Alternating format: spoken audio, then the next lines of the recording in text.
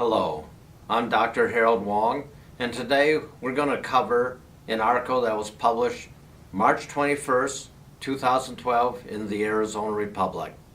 And the topic is, who should consider a multi-generation IRA? First of all, what is a multi-generation IRA? The Economic Growth and Tax Relief Reconciliation Act of 2001, boy, that's a mouthful, and the Pension Protection Act, signed into law on August 17, 2006, clarify that the concept of a multi-generation IRA really does exist.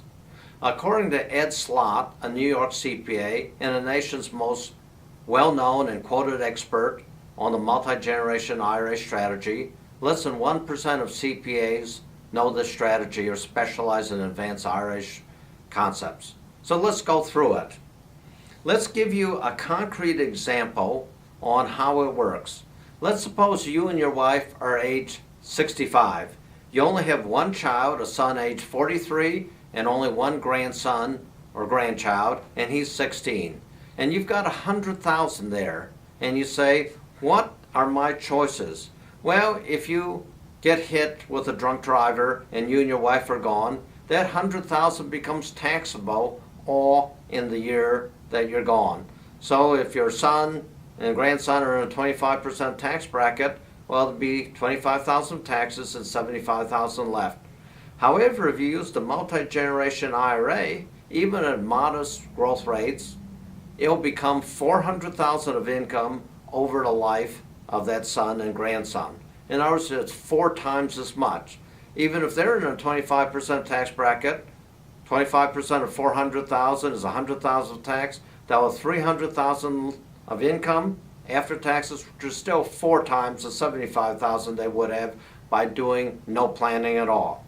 Now, if we add the Roth IRA strategy to the multi-generation IRA, now we're really getting somewhere. The total in this situation would be $843,495. In other words, we would multiply income to your heirs about 11-fold. That's a tremendous explosion of income. Now, let's go through some other factors. Here are the people that should consider a multi-generation IRA. 1, you don't want the IRS to become your #1 relative at the dinner table after you're gone, taking the first big bite out of your life savings that you've accumulated in your IRA, your 401k, and for teachers, your 403b.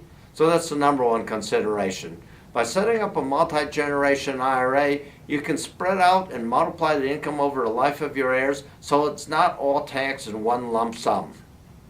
Second factor, you want to leave a legacy to your kids and grandkids. Well, that's important. If you plan on spending all the assets and all the income in the IRA and leave nothing for your spouse or kids or grandkids, there's no interest and no point in having a multi-generation IRA. Third issue, you don't believe that your heirs can handle a big lump sum of cash.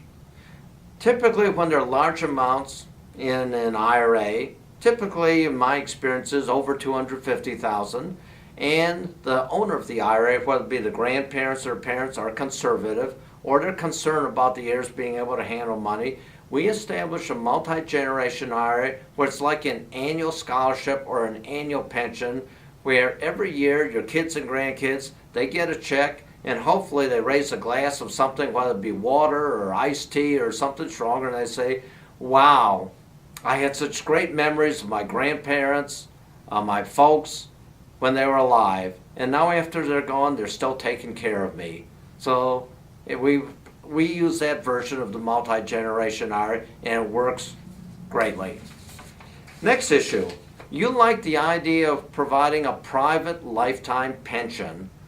Because we can multiply income so much, it's not unusual that for kids or grandkids, by the time they reach retirement age, we can provide $1,000 a month, or $20,000, or even $30,000 a year. And because we understand that unless you work for a government unit, there's not going to be any old-fashioned pension funds like people who work during the for the big corporations during the 50s and 40s and 60s.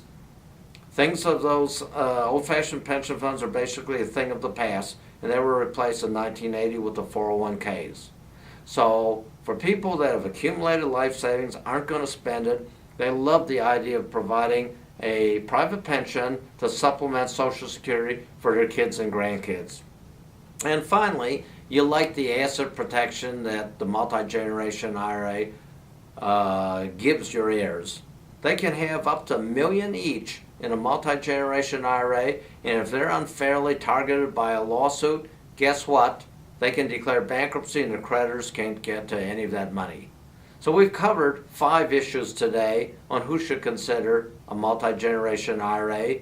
I have many articles on this topic. For more information, go to my blog site, drwonginvestorguide.com.